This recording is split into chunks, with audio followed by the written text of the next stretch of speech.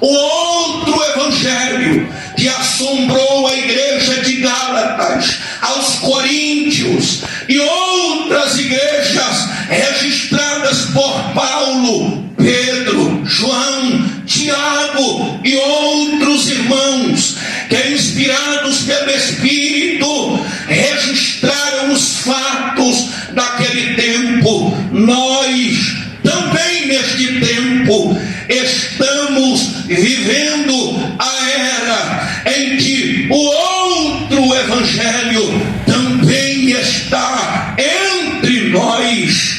O outro evangelho é o evangelho paralelo. Pastor, o que é o evangelho paralelo? É o evangelho que não tem compromisso com a verdade. É o evangelho que não tem compromisso em pregar mensagens relacionadas à cruz de Cristo. É o evangelho que quer apenas as manifestações de movimentos. Sim, quando Paulo pregou, quando Paulo esteve nas igrejas, ele disse sobre os naufrágios, sobre as surras que tomou, e ele encerra dizendo: e ainda me pesa nos ombros a responsabilidade de todas as igrejas. Olhai para cá, eu sei que esta igreja é muito bem instruída, mas vale a pena, aliás, trazer a memória e dizer: cuidado com o outro evangelho. O outro evangelho não prega culto de ensino. O outro evangelho não prega escola bíblica dominical. O outro evangelho, pastor Danilo, não celebra a ceia do Senhor. O outro evangelho quer somente os movimentos, quer somente o oba-oba, enquanto Paulo está na vanguarda da igreja dizendo: não olhe para estas coisas, a palavra é o alimento, a palavra é o pão, a palavra é o remédio, a palavra é o sustento da igreja. Sim, irmãos, o apóstolo preocupado com a legalidade espiritual, com a saúde espiritual, escreve: no combate a estas heresias, estas falas, essas falácias que se levanta no meio da igreja. Olha, eu agora tarde para noite peguei a Bíblia para ler esses textos, e também me veio à memória o que Paulo escreve a Timóteo. Duas expressões que me prendem. Quais são? Paulo diz: permaneça naquilo que aprendeste. E a segunda coisa, pastor, não menos importante do que a primeira é: permanece naquilo que você aprendeu. E a segunda, de quem te ensinou. É sim, irmãos, nós estamos cheios de coisas aleatórias. Há pessoas que estão dizendo: pastor, eu estou cansado dessas pregações. Não, nós devemos abraçar a pregação. Aleluia! Mas é ela que nos levará ao conhecimento pleno da verdade. Quantos permanecem na palavra? Levante a sua mão e diga: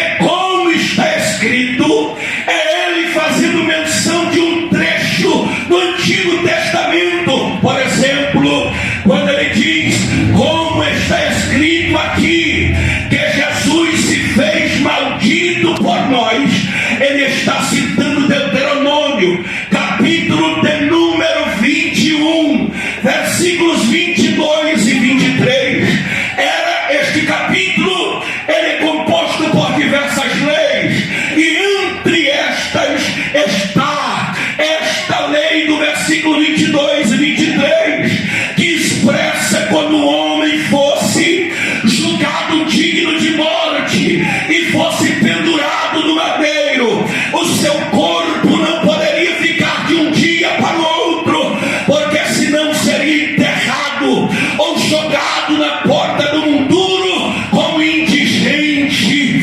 Lá, talvez, né, pastor Danilo, isso explique o porquê de José de Arimateia. À tarde vai a Pilatos e perde antes do próximo dia chegar o corpo de Jesus, porque é lei. Sim, o versículo 23 de Deuteronômio 21 está escrito que este homem pendurado deveria ser maldito de Deus.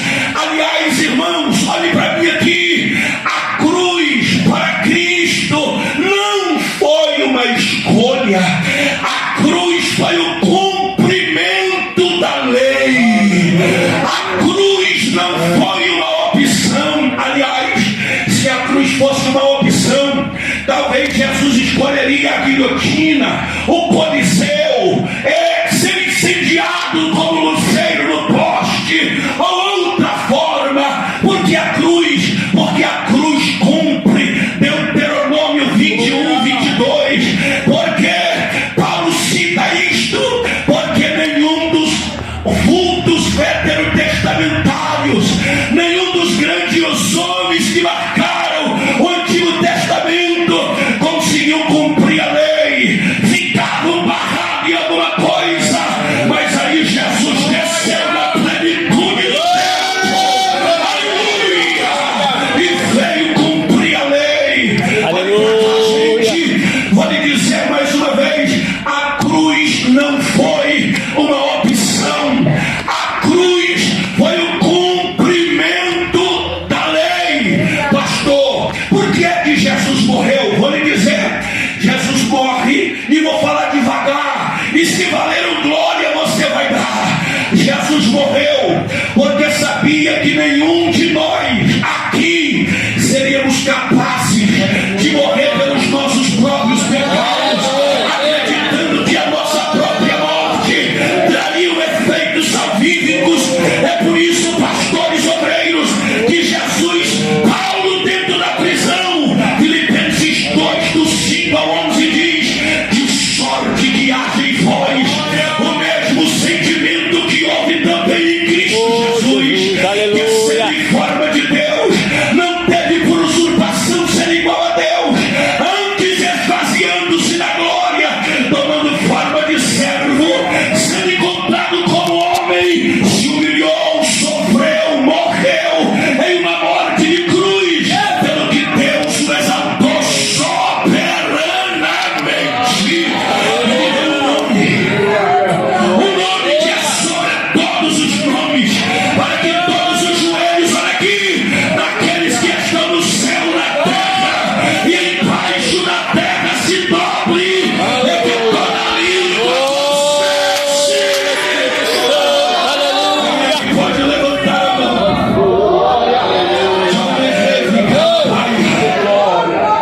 Bata no seu peito e diga: a morte me trouxe livramento. A morte me trouxe proximidade com o Pai. Agora eu vou lhe dizer para onde é que esse texto aponta. Esse texto não aponta para o arrebatamento. Esse texto aqui de Filipenses 2 aponta para a conclusão máxima de todas as coisas, o juízo final. Toda língua terá que confessar. Aleluia. O mar vomitará os seus mortos. A terra vomitará os rebeldes que renunciaram à verdade da palavra de Deus. E desculpe a verdade que eu lhe digo, os crentes que ficaram na igreja e perderam tempo e foram mortos, e o inferno os tragou. Esse texto está dizendo que estes ressuscitarão para o último ato. Sabe o Buda? O Buda que ficava com a perna cruzada, antebraço apoiado no joelho, vai ressuscitar. Ele vai ressuscitar. Ele não vai dobrar o joelho, ele não vai cruzar a perna, ele vai dobrar o joelho, ele não vai ficar de cabeça baixa, ele vai ter que olhar para Jesus e dizer: glória a Deus. E um detalhe, irmão, é que a igreja já subiu faz muito tempo. Eu quero estar aí para cima com ele. O pastor quer, tem obreiro aqui que quer. Quem é que quer subir? Então a primeira coisa, não dê ouvido aos falsos mestres. Permaneça naquilo que você aprendeu. Para de correr atrás de bênção. Porque Salmo 23 diz que a bênção corre atrás da gente. A bondade e a misericórdia me seguirão. Não é eu atrás dela, é ela que vem atrás de mim. Porque quando eu permaneço naquilo que aprendi, as escrituras que se abrem, Deus encarrega de cumprir a sua palavra. Aleluia. Eita glória. Jesus. E quando Paulo cita esse texto, eu gosto, pastor Danilo, de ler sobre a cruz. Porque até que Cristo morresse, a cruz era o maior instrumento de vergonha. Eu vou voltar a 5 minutos atrás e concluir o raciocínio. Sabe o que?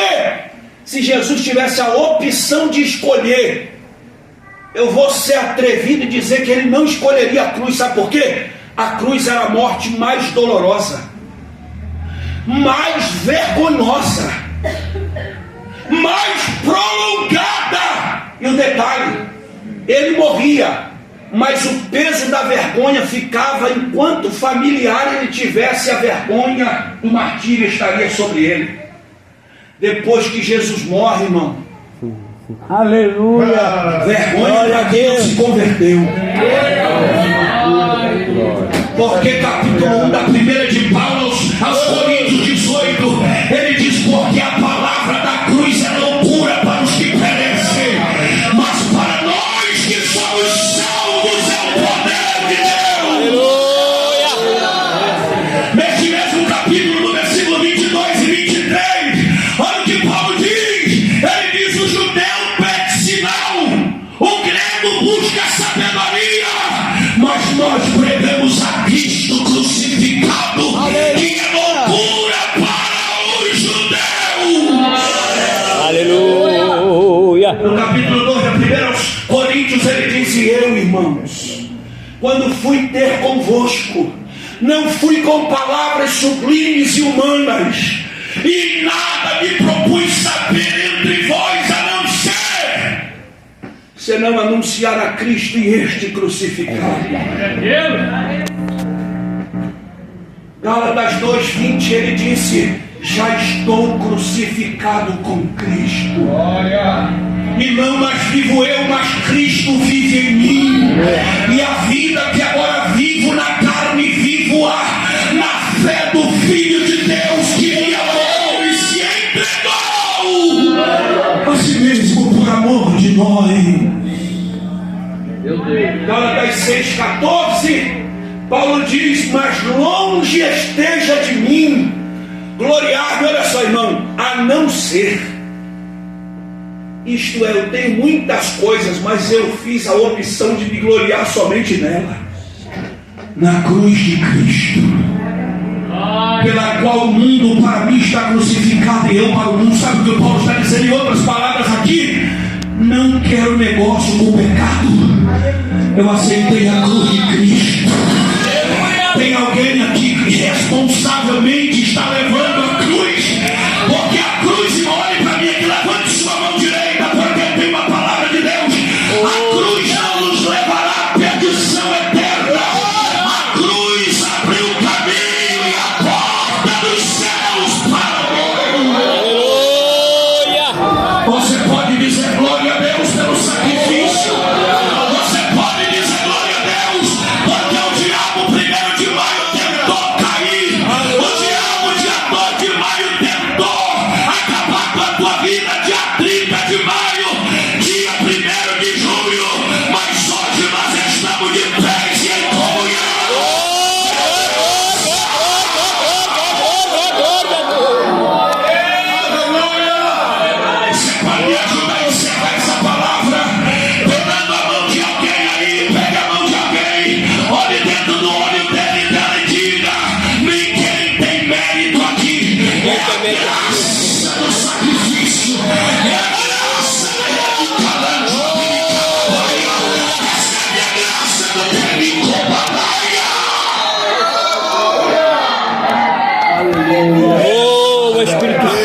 Isso. É graça. Glória a Deus. São 30 dias, irmão, lutando contra o pecado. Aleluia. Parece que o escritor aos Hebreus diz que o pecado nos rodeia de perto. Ele não dá trégua. Não abra brecha para ele, para não romper a comunhão. É verdade. Aleluia! Eu me lembro, pastor Danilo, quando criança ali no Abraão, adolescente, muitas vezes presenciei os irmãos mais antigos, que quando chegava a semana de ceia, namorado nem na mão pegava da namorada. A igreja estava em oração um mês, 15 dias, uma semana, porque havia temor. Isso. E na hora da ceia, o pão se misturava com a lágrima que rolava nos olhos. Bebia-se um cálice se misturava com a lágrima que saía dos olhos. E me desculpe a franqueza, não são todos, não estou aqui generalizando, mas alguns na igreja brasileira estão tratando a ceia como se fosse um café colonial à tarde. Meu Deus. Eu quero te lembrar o que será lido daqui a alguns minutos, porque há entre vós muitos fracos e doentes e muitos que dormem por não discernirem o corpo do Senhor. O sacrifício não foi em vão, o sangue não perdeu a validade. Ele está disposto a tirar a condenação. Só tem a mensagem da cruz. Esquece esse santuário de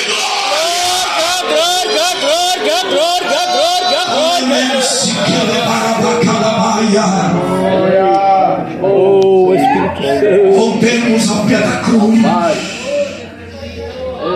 Lucas 9:23, Jesus fala dela antes dele subir nela. Jesus disse: quem quiser vir após mim, negue-se a si mesmo, tome a sua cruz e siga. Quem quiser significa, não é obrigação, é um ato voluntário. Servir a Cristo não é uma obrigação, é um ato voluntário. Quem quiser. É verdade. Aí ele diz: mas se você decidiu, tem uma fila. É após mim, é eu na frente e você atrás. Significa dizer que você agora só vai aonde eu te levar.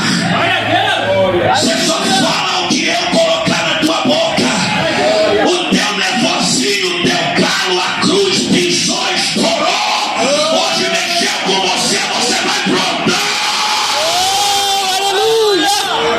Quem quiser vir após mim, negue-se a si mesmo. Eita glória. Cruz aqui não é madeira, cruz é assumir a responsabilidade.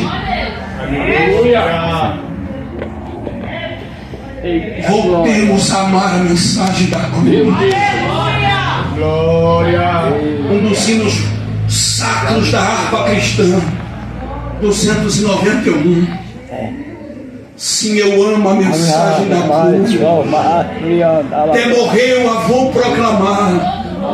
Levarei eu também minha cruz, que é por uma coroa trocar. Ele diz em uma das estrofes: eu aqui com Jesus, na vergonha da cruz. Oh, meu Deus. E não é vergonha para quem carrega a Bíblia, mas não pratica a Bíblia. Quem pratica a Bíblia é motivo de orgulho. Nós somos quadrados, nós somos fanáticos. Na boca do falso profeta, do falso mestre. Mas diante do Calvário nós somos limpos. Nós somos salvos. Eu tenho 13 minutos para entregar o microfone. Fielmente entregarei. Mas pastor, eu quero falar rapidinho aqui de 3 porquês de Jesus ter morrido por nós. Primeiro, ele morreu para tirar de sobre nós a vergonha do pecado. Segundo a Bíblia, irmão, segundo a Bíblia, todos nós estávamos condenados ao sofrimento eterno. Ô irmão, sem brincadeira, eu estou no altar diante da verdade. Eu entro em estado de desespero quando eu penso na possibilidade de ter sido criado para ir para o céu e resolver entrar no inferno. Aleluia. É isso mesmo.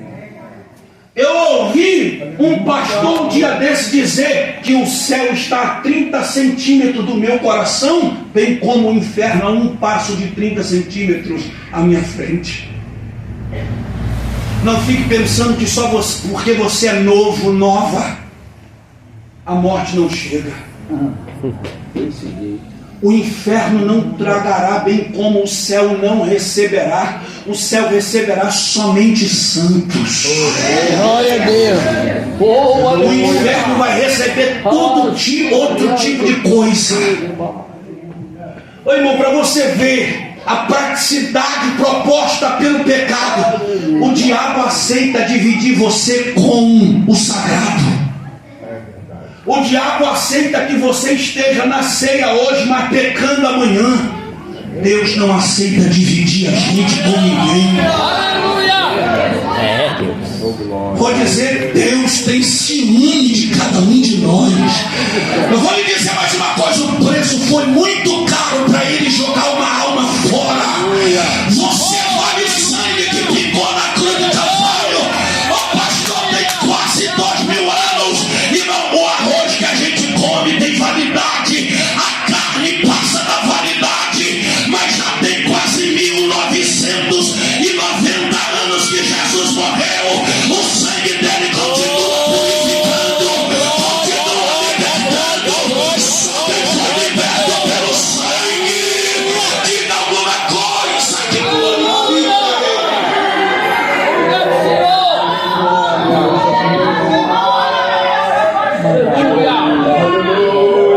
Olha aqui, ei! Romanos 3:10. Lá vai Paulo lembrar do Antigo Testamento, ele diz como está escrito. O que, Paulo? Não há um justo sequer. Nesse mesmo capítulo 3, versículo 23, ele diz: porque todos, não sobrou apenas um, todos pecaram e destituídos, afastados, abandonados foram pela comunhão, Meu Deus. pela inocência da glória de Deus. Obrigado, Irmão, aqui, não despreze que você está ouvindo hoje, nem ouviu domingo, nem ouviu quinta, nem ouviu terça. Meu Deus. Não despreze nada, porque nós não viemos aqui em vão. Valorize o peso da oferta no Calvário feito. Aleluia. Quando Paulo escreve Romanos 6:23, ele diz que o pecado paga salário. Ele diz, porque o salário do pecado é a Morte. Não, mas um pouquinho é a Morte. Pastor Danilo, me permita aqui uma ilustração muito, vou dizer igual meu pai, michuruca. Quando Paulo divide esse versículo em dois. Primeiro é a morte do inferno e depois a salvação de graça, pela graça. Aleluia. Olha aqui, quando Paulo diz que o pecado paga salário, é quando o corpo tomba aqui.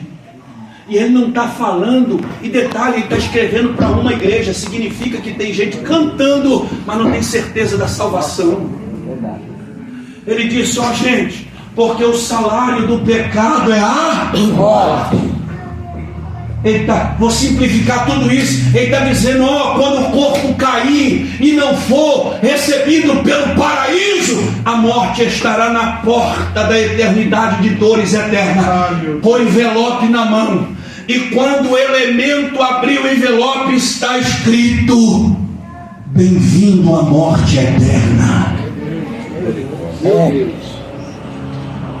Pastor, qual é o pagamento? Viver no tormento eterno. Irmão, sabe o que me deixa enfermo emocional? É pensar que nunca vai acabar. É verdade. Desse jeito.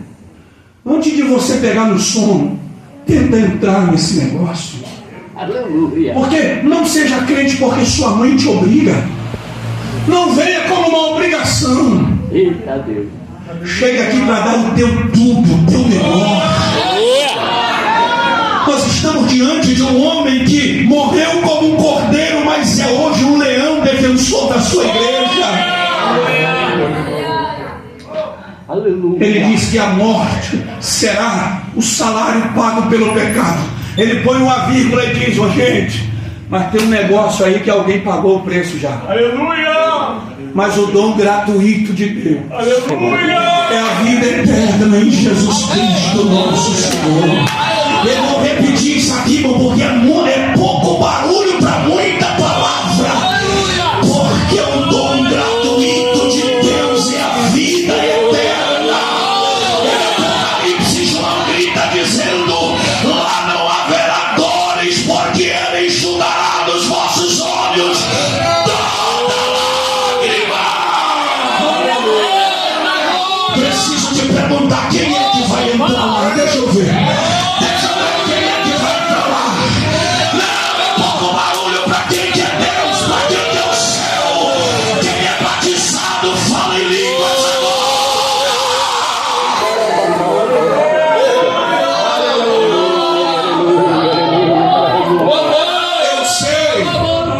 Eu sei que a exegese do texto não aponta para isso, mas de forma aplicativa e profética se encaixa. Porque, pastor, Salmo 40, verso 2, Davi escrevendo: tirou-me de um charco de lodo horrível. É verdade. Aleluia. Levou para onde, pastor? Não foi para cima da brita, não foi para cima de um terreno oscilante. Firmou os meus pés sobre a rocha. Só isso? Não! E na minha boca, pois não é um cântico, é um novo. Aleluia! Um novo. Um novo é me cantasse, me reve caladaia. Um novo cântico não é para o pregador. O novo cântico, Davi diz, é para o meu Deus. Eita glória! Então, irmão, Jesus, em primeiro lugar, morreu para tirar de sobre nós a vergonha do pecado. Olha, Romanos 5,20 diz: veio a lei para que o pecado abundasse, mas aonde abundou o pecado, superabundou a graça. Segunda de Paulo, capítulo 5 aos Coríntios, versículo 21, ele diz: aquele que não conheceu pecado se fez pecado por nós. Isaías 53, parece que é o verso 4, ele disse: porque ele levou sobre si as nossas dores e as nossas enfermidades, o castigo que nos traz paz estava sobre ele, e sobre as suas pisaduras nós fomos.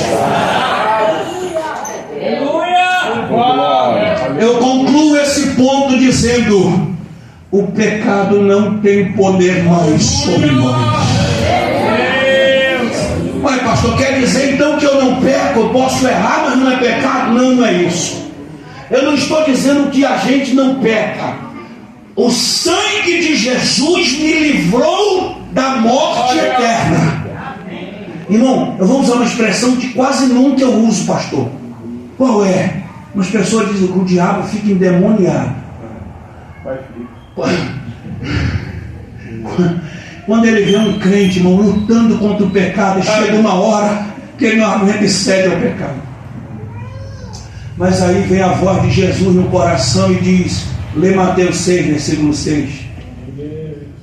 E tu, quando orares, entra no quarto. Aleluia. Fecha a porta e fala em secreto com o teu pai, que o teu pai que te vê em secreto te trará recompensa. Pastor, onde é que o demônio fica endemoniado? É quando ele vê alguém que pecou, temente a Deus, dobrar o joelho e dizer: pequei. Abre a torneira do teu sangue, purifica-me mais uma vez. Aleluia. Quantos acreditam que é noite de perdão? Primeiro, ele morreu para tirar a vergonha. Segundo, ele morreu para tirar os valores do que o pecado havia imputado sobre nós e que estava escrito na sua lei e era contra nós. Colossenses 2,14. que Paulo disse que quando ele é cravado na cruz, eu não consigo entender isso. Paulo disse que ele também crava na cruz o que era a nossa condenação. Meu Deus, isso é forte. Paulo está falando do ministério da remissão, da reconciliação. Efésios 1:7 diz que ele nos remiu de todas as ofensas. Ele diz: quando vocês ainda estavam mortos nos seus pecados e delitos, ele estendeu a mão e vos tirou de lá. Aleluia. Eu encerro Meu Deus. dizendo que esse versículo 7 do capítulo 1 de Efésios, existe uma palavra de 5 letras, no grego é lutro. Paulo está usando o contexto da escravatura. Essa palavra lutro significa comprado de volta. Meu Deus.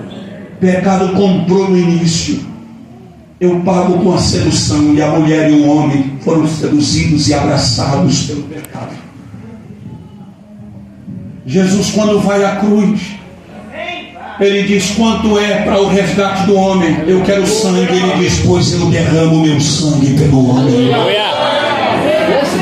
O sangue de Jesus derramado na cruz, gente, é como que uma nota fiscal de Deus Pai apresentada ao pecado, dizendo: tá pago. Pode ficar em pé, pastor. Pode ficar em pé, pastor Danilo. Fique em pé, irmão. Fique em pé. Para nós orarmos e encerrarmos.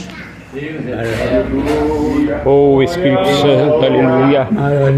Nós fomos comprados de volta da mão do pecado. A especialidade do diabo é acusar, lembrar do passado. Mas eu tenho uma notícia para os esquecidos. Quando ele trazer o seu passado ao presente, lembre-se de Romanos 8:1. Portanto, agora, nenhuma condenação há para aqueles que estão em Cristo, que não andam segundo a carne, segundo o Espírito. Diga comigo: eu estou livre. Eu estou livre. Diga um pouquinho mais alto e com mais autoridade: eu sou livre. Eu sou livre. Lembra do que o Fernandinho canta? Eu sou livre. Livre pelo sangue. Nada além do sangue. O nome de Jesus tem o poder de expulsar demônio, curar enfermidade, mas só o sangue tem o poder de limpar o homem do pecado. Não é para você falar nada, é para nós orarmos. Dê a mão quem está do seu lado para nós orarmos. Nós vamos orar.